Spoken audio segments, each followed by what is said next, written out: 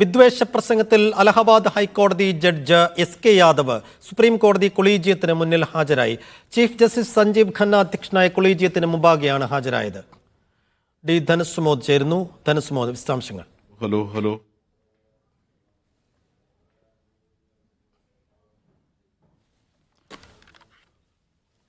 ധനുസ്മോദ്, കേൾക്കാമോ? എസ്.കെ. യാദവ് കൊളീജിയത്തിന് മുന്നിൽ ഹാജരായിരിക്കുന്നു. വിശദാംശങ്ങൾ എന്താണ്?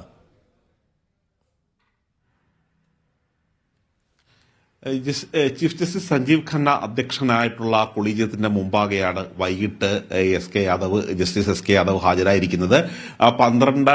ഡിസംബർ മാസം 9 ലൈബ്രറി ഹാളിൽ നടത്തിയ അലഹബാദ് ഹൈക്കോടതിയുടെ ലൈബ്രറി ഹാളിൽ നടത്തിയ വിവാദ പരാമർശത്തിൽ, അതായത് മുസ്ലിം വിഭാഗത്തെ വലിയ തരത്തിൽ ഇകഴ്ത്തിക്കാട്ടുന്ന തരത്തിലാണ് വിദ്വേഷ പരാമർശം നടത്തിയത്. അതുകൊണ്ട് ജഡ്ജി സ്ഥാനത്തു നിന്നും ഇദ്ദേഹത്തെ നീക്കം ചെയ്യണമെന്ന ഹാരിസ് ബിരാൻ ഉൾപ്പെടെയുള്ളവരുടെ പരാതി കൊളീജിയത്തിന് മുമ്പിലുണ്ട്. ഈ കൊളീജിയത്തിന്റെ പരാതി അടിസ്ഥാനത്തിലാണ് അദ്ദേഹത്തെ വിളിച്ചു വരുത്തിയത്. അദ്ദേഹത്തിന്റെ ഒരു ഭാഗം ന്യായീകരിച്ച് താൻ ഒരു മതവിദ്വേഷം പരത്തുന്ന തരത്തിലുള്ള ഒരു പ്രസംഗം നടത്തിയിട്ടില്ല എന്നുള്ള ഒരു റിപ്പോർട്ട് അദ്ദേഹം ചീഫ് ജസ്റ്റിസ് നൽകിയതായിട്ടാണ് നമുക്ക് വിവരം ലഭിക്കുന്നത്. ശരി.